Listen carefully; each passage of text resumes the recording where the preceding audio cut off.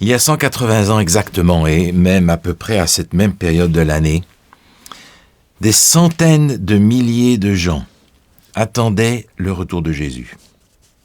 Et Jésus n'est pas revenu. Cette histoire est devenue dans l'histoire la fameuse grande déception de 1844. Et aujourd'hui, on considère facilement cette histoire comme le passé. 1844, c'est un événement du passé que l'on peut reléguer au musée de l'histoire adventiste. Cependant, quand on y pense, je crois qu'on a de la difficulté à imaginer la profondeur de la déception que ces gens ont vécue. Beaucoup d'entre eux avaient vendu tout ce qu'ils possédaient pour pouvoir répandre ce message et cette bonne nouvelle. Les paysans n'ont pas moissonné leurs champs parce qu'ils n'étaient pas sûrs que Jésus allait revenir. Ils savaient que Jésus revenait. Et Jésus n'est pas revenu. Un père de famille est décédé juste quelques jours avant la date attendue. Et la maman a dit à ses enfants, « Écoutez, ne pleurez pas, on va revoir Jésus dans 3-4 jours. » Jésus n'est pas revenu. Il nous est difficile d'imaginer la profondeur, l'ampleur du drame que ces gens ont vécu.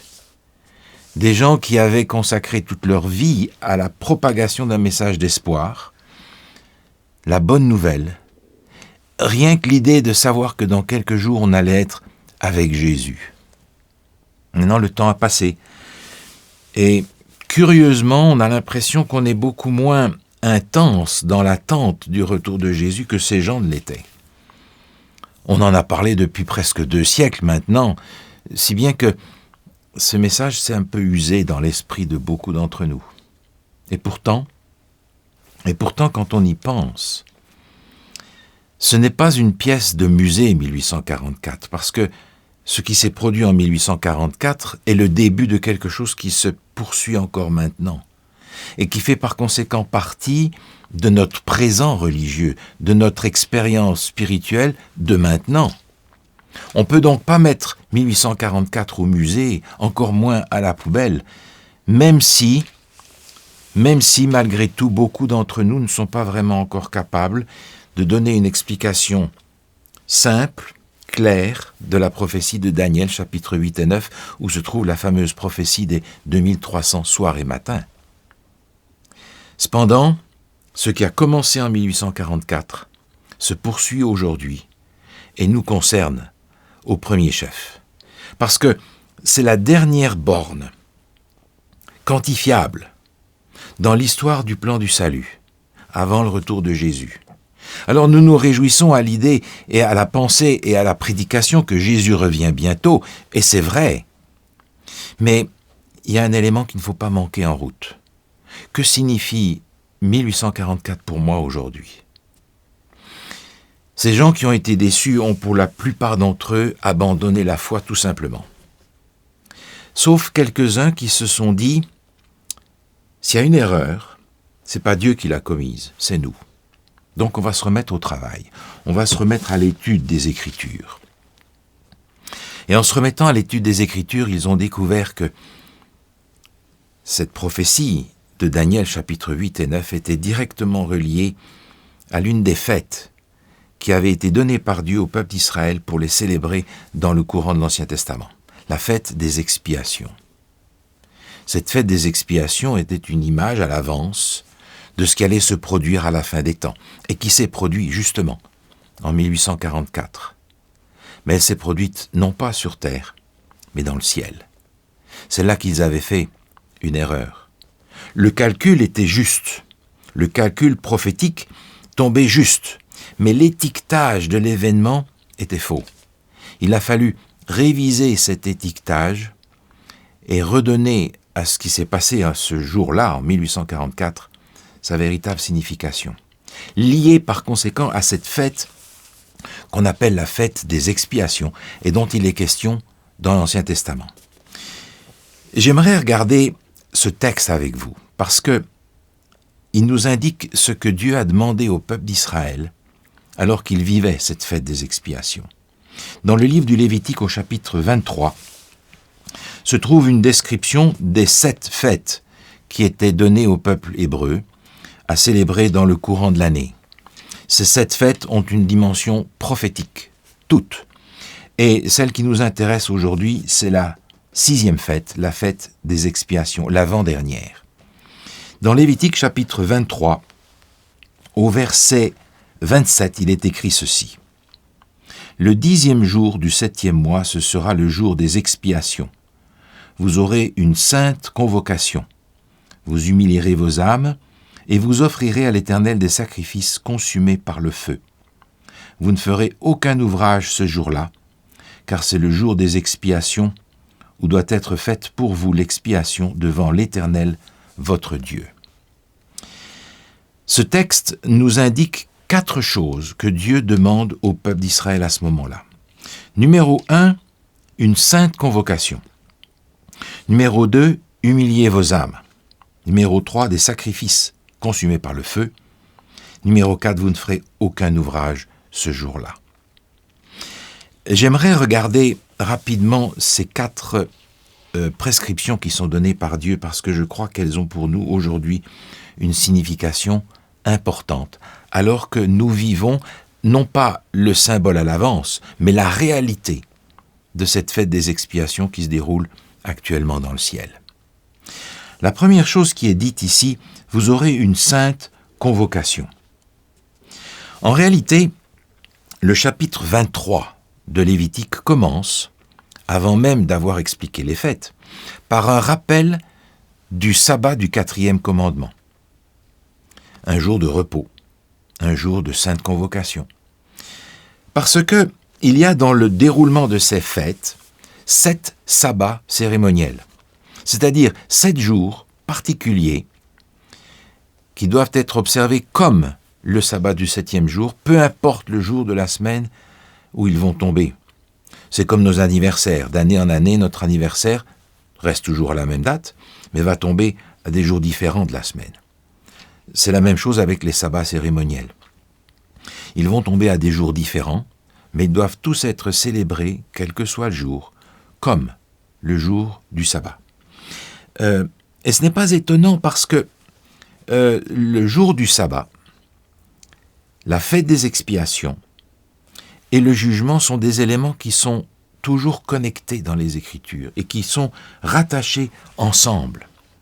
La création, le sabbat, le jugement sont des éléments qui se retrouvent ensemble dans les Écritures et qui, à la fin des temps, sont véritablement réunis. Et vous connaissez ce passage qui se trouve dans Apocalypse, au chapitre 14, où ces éléments se retrouvent tous ensemble.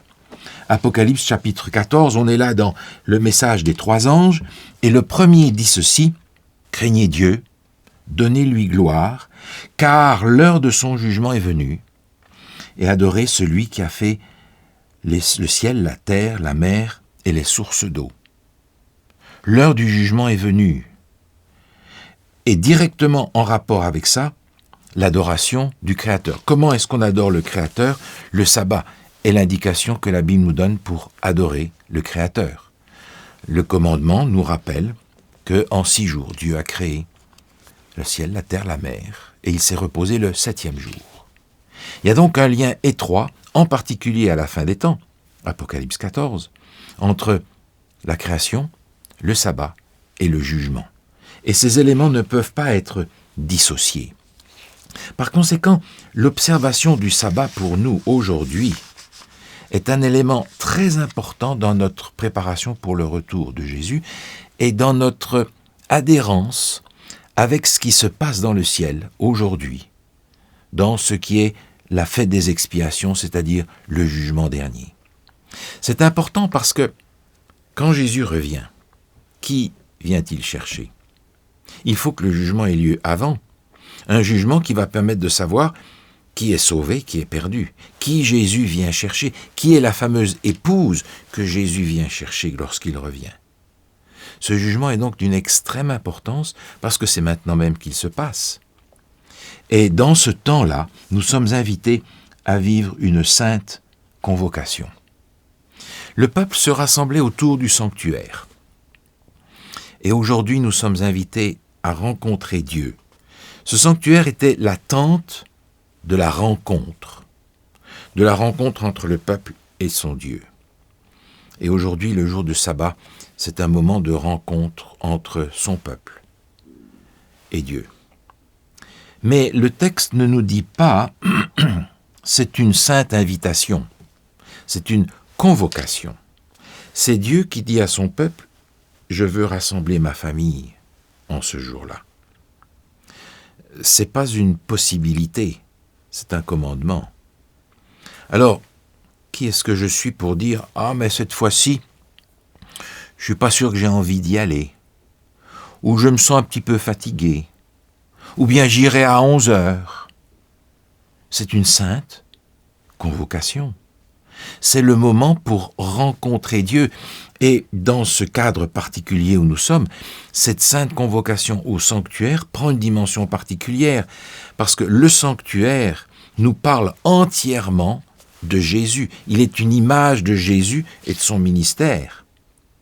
Emmanuel, Dieu avec nous. Et le texte d'Exode, chapitre 25, vous vous en souvenez, « Ils me feront un sanctuaire et j'habiterai au milieu d'eux ». C'est ce que Jésus a fait quand il est venu la première fois sur notre terre. Il est venu avec nous, Dieu avec nous. Autrement dit, la sainte convocation dont il est question ici, et qui nous concerne aussi par le commandement du sabbat, est une convocation pour rencontrer Jésus et remettre Jésus au centre de notre vie chrétienne. Alors on peut se poser la question, qu'est-ce qui est au centre de ma vie chrétienne? Est-ce que c'est les activités de l'Église? Est-ce que ce sont les activités missionnaires, de jeunesse, de santé? Est-ce que ce sont les doctrines de l'Église? Est-ce que c'est le souci de contextualiser ma foi pour qu'elle s'ajuste aux valeurs d'aujourd'hui? Est-ce que c'est la nourriture bio, le message de santé? Si important que toutes ces choses puissent être, aucune d'entre elles n'est le centre de ma vie chrétienne. Le centre de ma vie chrétienne reste une personne, Jésus. Parce que si ma vie chrétienne n'a pas en son centre la personne de Jésus, j'ai simplement une religion comme toutes les autres. Je ne peux pas me permettre ça à la fin des temps. Le sabbat est pour moi le moyen de recentrer ma vie chrétienne sur la personne de Jésus. C'est lui mon sauveur. Et j'ai besoin, comme les Juifs de l'Ancien Testament, de suivre le prêtre alors qu'il va jusque dans le lieu très saint du sanctuaire. J'ai besoin de suivre le ministère de Jésus de la croix jusqu'à son retour.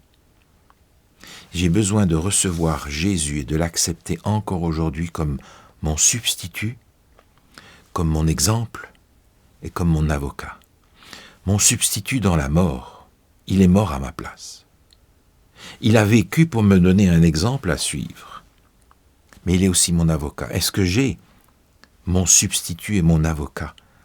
Est-ce que j'ai choisi Jésus pour être mon substitut et mon avocat? Parce que si le jugement a justement lieu dans le ciel maintenant, j'ai besoin d'avoir un avocat qui prend ma défense, parce que je ne vais pas moi-même me présenter dans ce jugement. Il vaut mieux pas. Je n'ai rien à apporter pour justifier ma situation.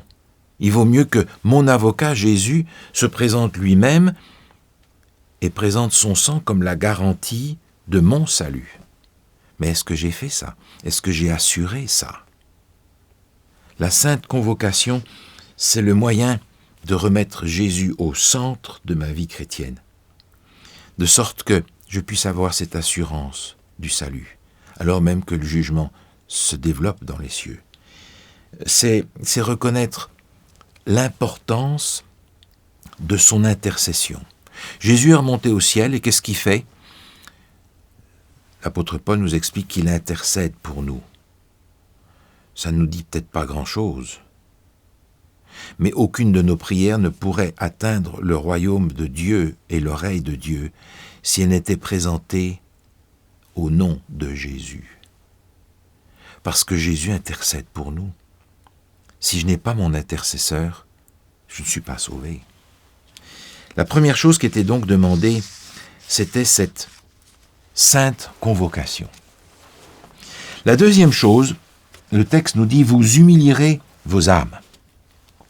Dans Lévitique au chapitre 16 se trouve une description un petit peu plus détaillée de la fête des expiations.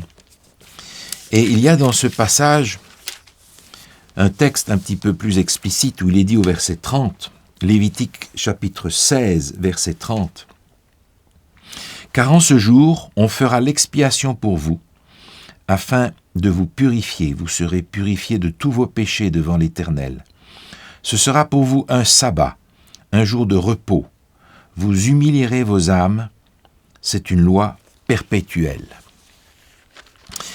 Maintenant, en revenant dans Lévitique chapitre 23, on se rend compte que ce que Dieu demande, vous humilierez vos âmes, n'est pas non plus une option ou une possibilité.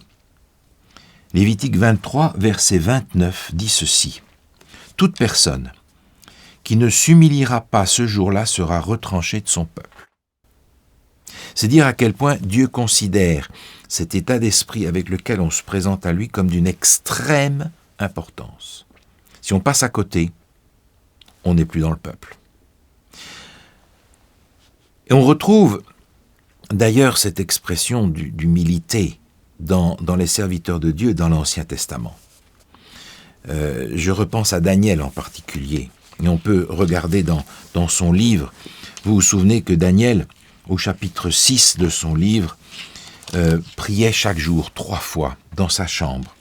Et il nous est dit, 3 fois par jour, il se mettait à genoux, il priait et louait son Dieu comme il le faisait auparavant.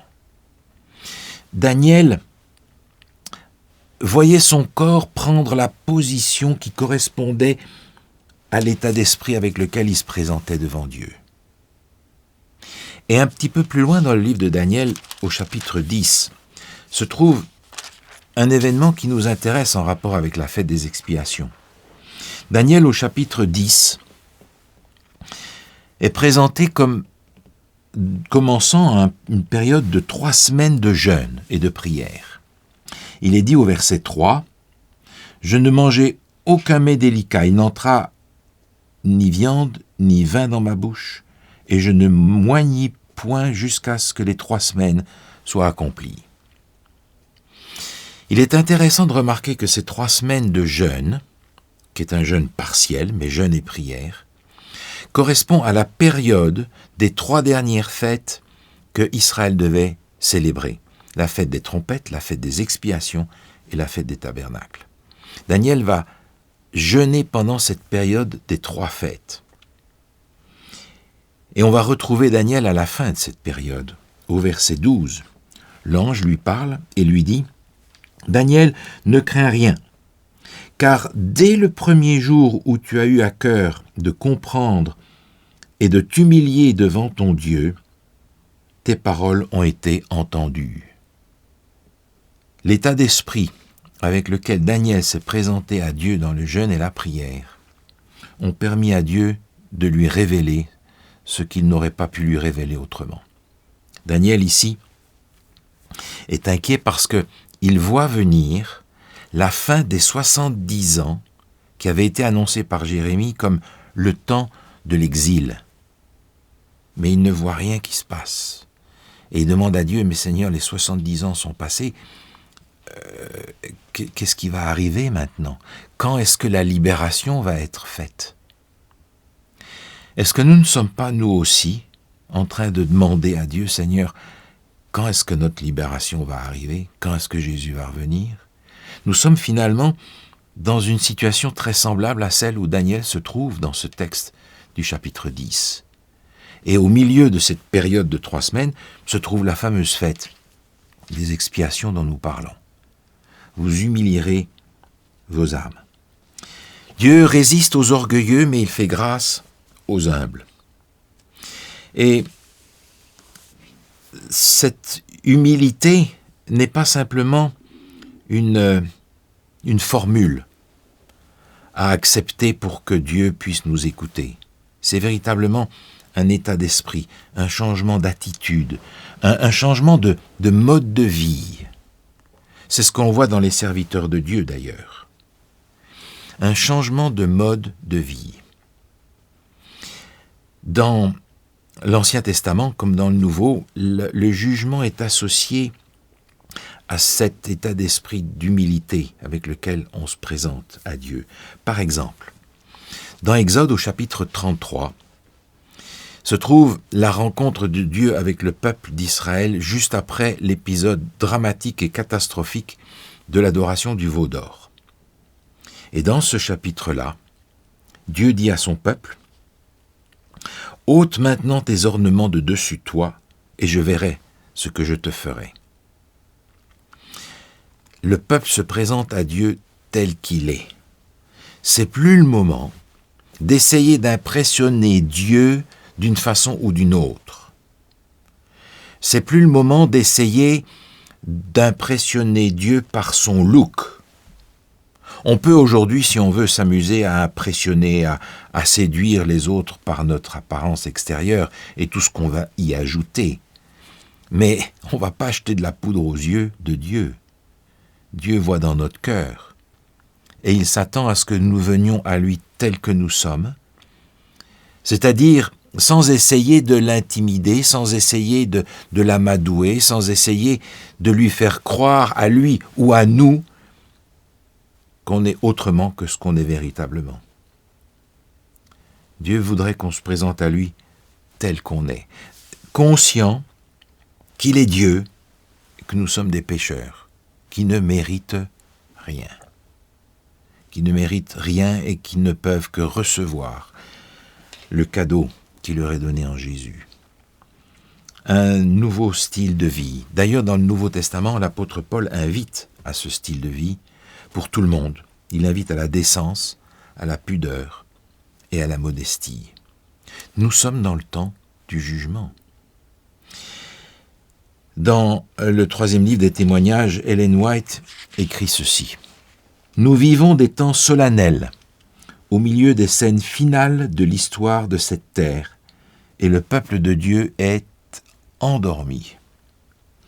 Il faut que les chrétiens se réveillent et fassent de plus grands progrès en réformant leur manière de vivre, de manger, de se vêtir, de travailler et de se reposer.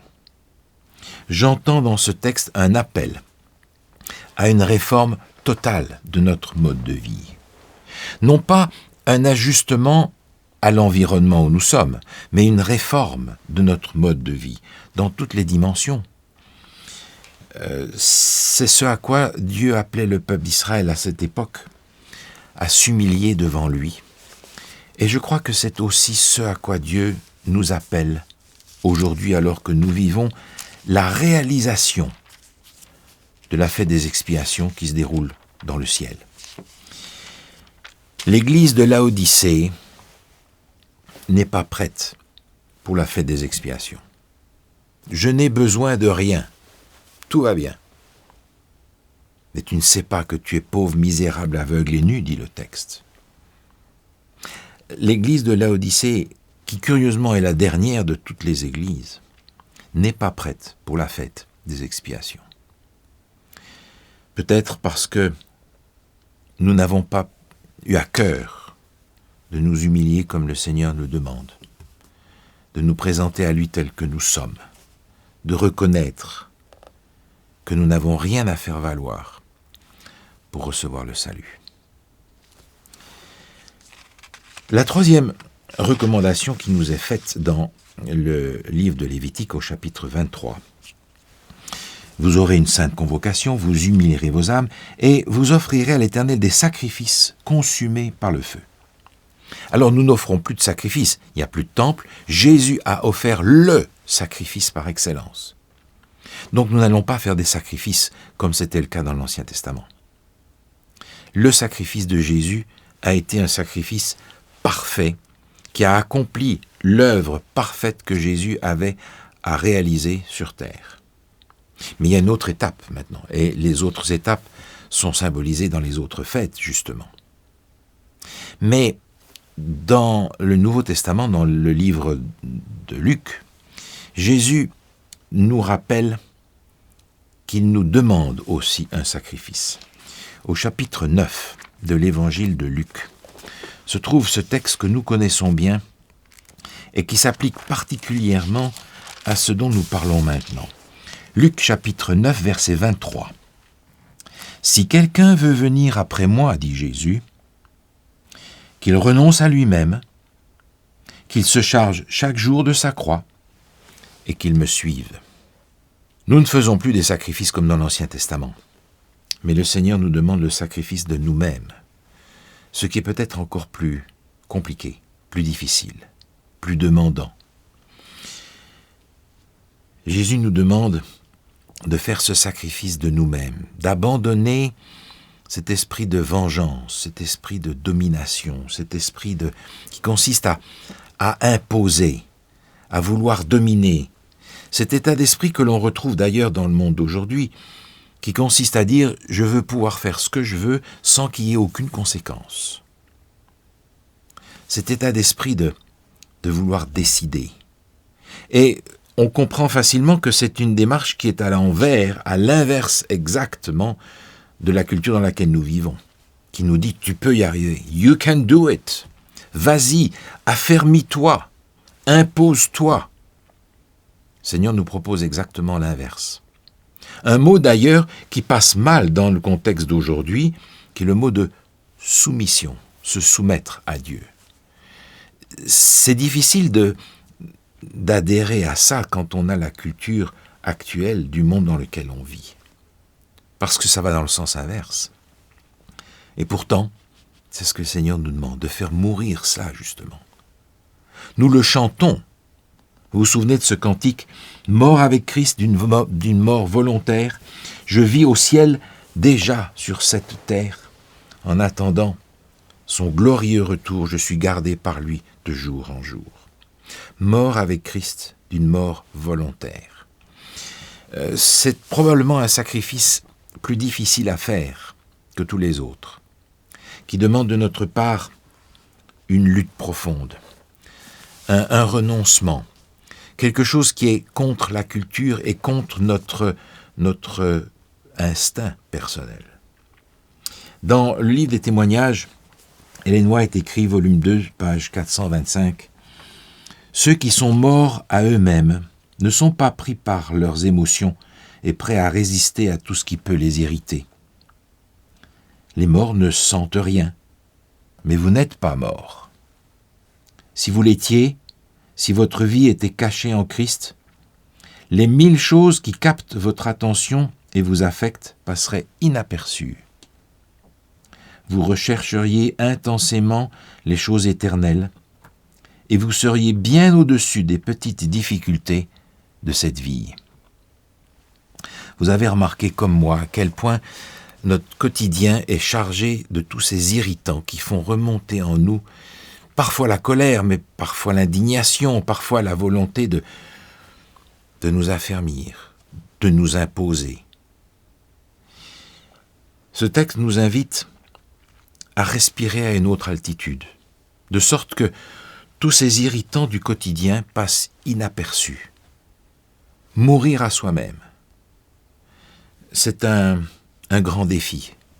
C'est un défi non seulement qui était donné au peuple hébreu dans l'Ancien Testament en rapport avec la célébration de cette fête, mais c'est un défi que l'apôtre Paul reprend aussi pour nous. Vous connaissez ce texte dans l'Épître aux Galates, chapitre 2, verset 20.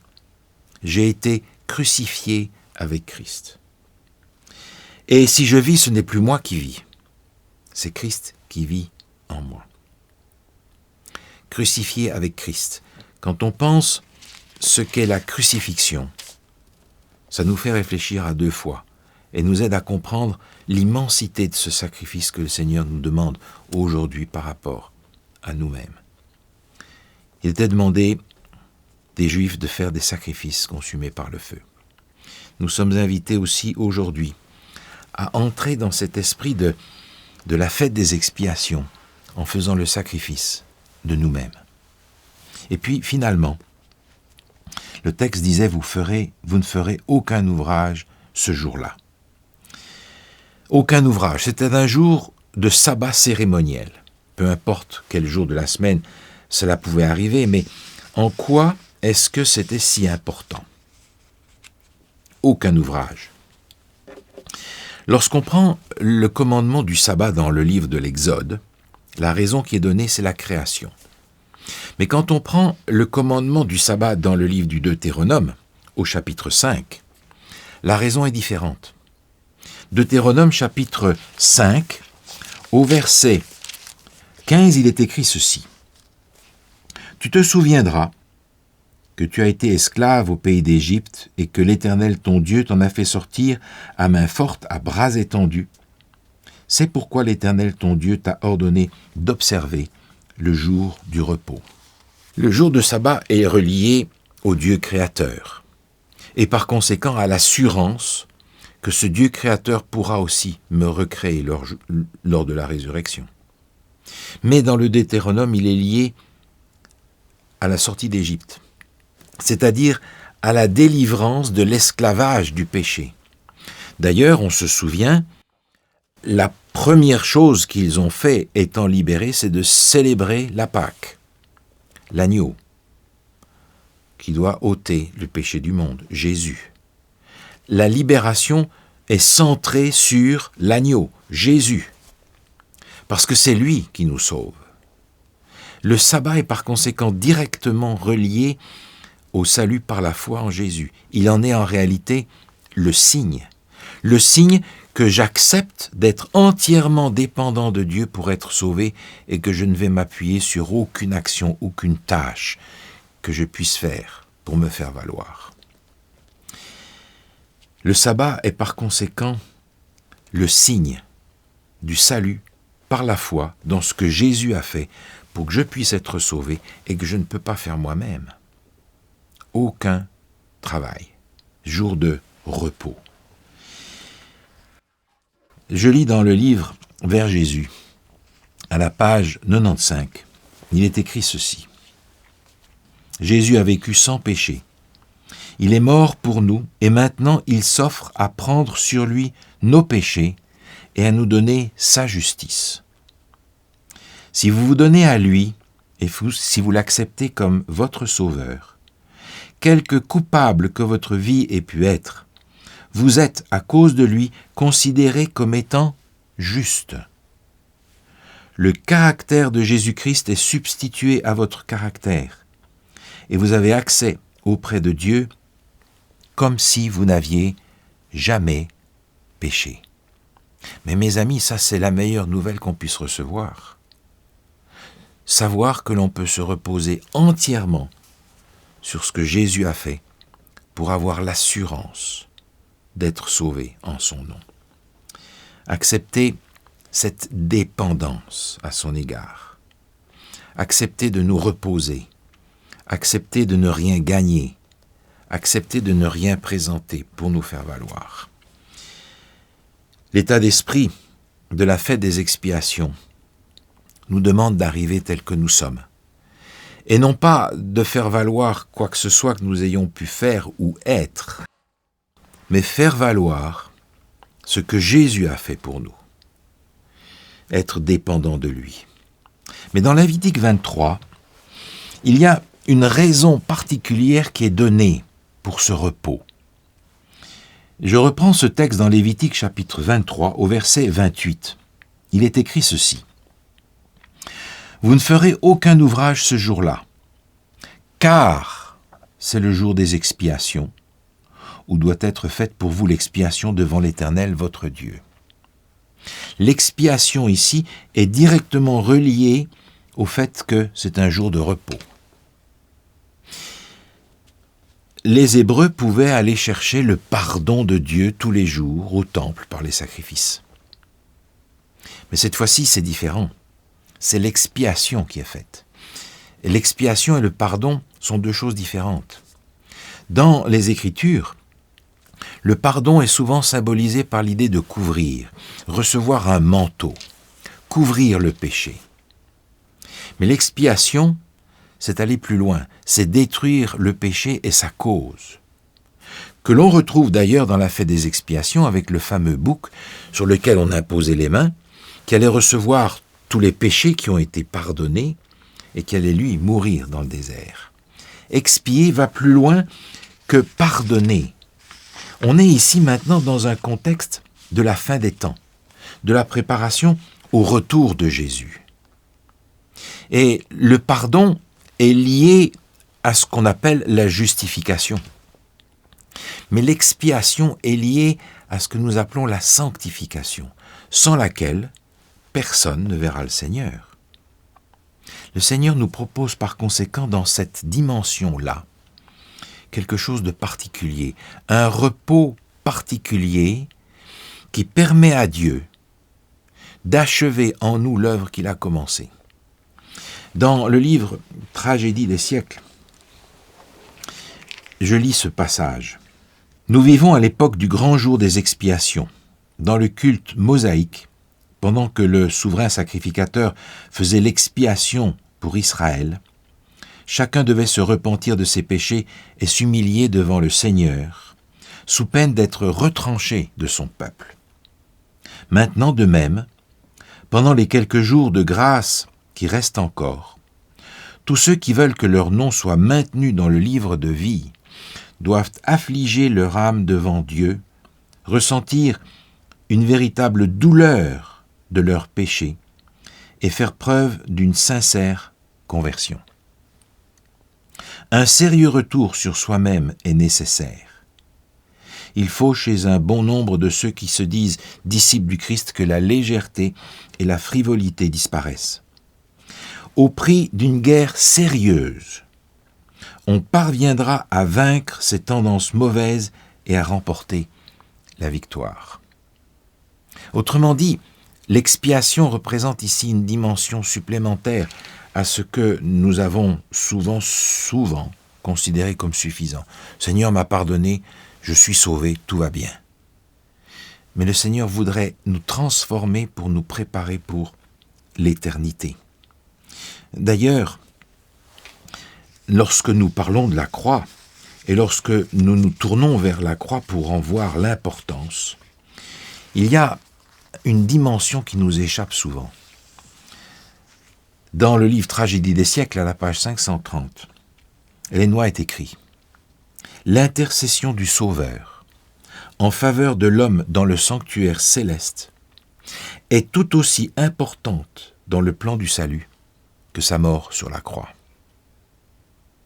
Si je n'ai pas cette intercession aujourd'hui, pour remplir ce ministère d'intercession en ma faveur et d'expiation, mon salut est en danger. » C'est dire à quel point pour nous, ce qui a commencé en 1844 est d'une grande importance parce que en 1844 c'était le début, ça se poursuit encore aujourd'hui.